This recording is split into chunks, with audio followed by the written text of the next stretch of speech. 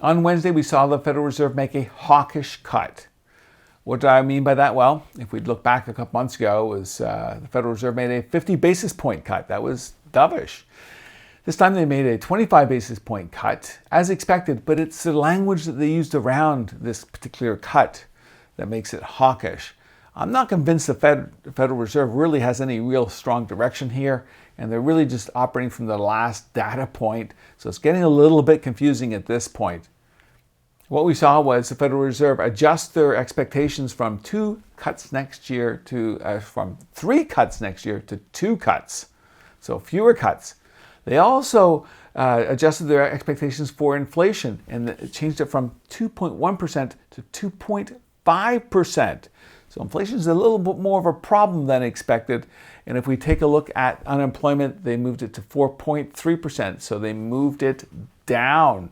In other words, the economy seems to be doing better. Inflation is a bit more of a problem. On Thursday, we saw the GDP quarter over quarter come out at 3.1% versus an expected 2.8%.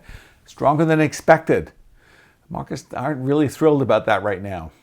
The Federal Reserve is having problems trying to forecast the inflation rate. If we go back to 2021, 2022, we saw inflation rising here into June of 2022, and the Federal Reserve was saying it's transitory, and it didn't really prove to be transitory at that time. We did see inflation come down, and it came down fairly steady. That built up expectations that it was going to continue to go down. But look what happened. We saw it bottom here a little bit in 2023 June, go back up, come back down, go back up, come back down, and then over the last few months it's gone back up again. Is this just a wave pattern that's taking place here and we're still continuing to go up?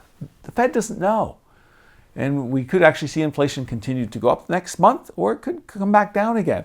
It looks like it's coming down slowly at this point, but really we don't have a clear definitive trend. So the Federal Reserve is trying to be a little bit cautious at this point because inflation is stickier than they expected. On Wednesday, the Federal Reserve released their dot plot forecast. This is where the Federal Reserve governors forecast where they think the federal funds rate will be in the future. And here you can see in 2024, the blue dots are the Federal Reserve governor, that's a median.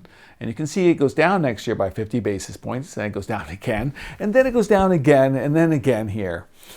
This is a very optimistic forecast, and I have to say that the dot plot has been notoriously inaccurate and really shouldn't be used a lot as far as any forecasting tool, but it seems like the media is really using this on a go-forward basis.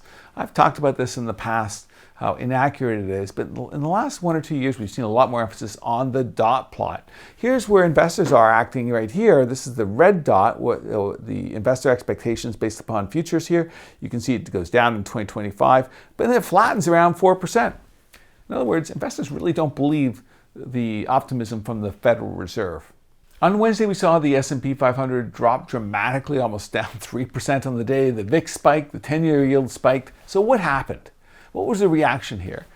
I think the market just become overbought and overextended and really narrow, and it's susceptible to any type of bad news. And we did see the hawkish tone being interpreted as really bad news, and it's affected the market. But this top graph shows the S&P 500 stocks above the 200-day moving average. And you can see here in November, it started to go down late in the month and it's been going down in December. So in other words, the market's beginning narrower and narrower. Market breadth has been deteriorating. But look what happened with the S&P 500 in the bottom panel here. It actually went sideways for the first part of December, and then we've actually seen it going down here. So it's now responding to that weaker market breadth. And does this mean that the S&P 500 is going to continue to go down lower? Not necessarily. In fact, let's do a flashback. Let's go back 6 years ago, almost to the day. In fact, to the day. On December the 19th, 2018, 6 years ago, we saw Powell hike the federal funds rate, and it was into a declining market. The market did not like what they saw.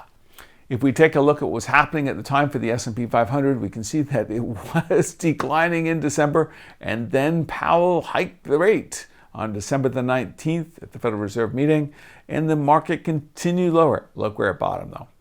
Powell came out and said, well, we think we're done. We're not going to be raising rates anymore, and that's it. we're going to be that we're at our neutral level here. And he basically pivoted, and it was a big pivot. That was the Powell pivot. And investors said, okay. And on Christmas Eve, Santa Claus came to town, December 24th. We saw the stock market take off and really head quite a bit higher for a number of months after that. So yes, the market may take some time digesting this news, but it doesn't necessarily mean the stock market's going to be heading lower, especially since the Federal Reserve's been flip-flopping around, dovish, hawkish, dovish, hawkish.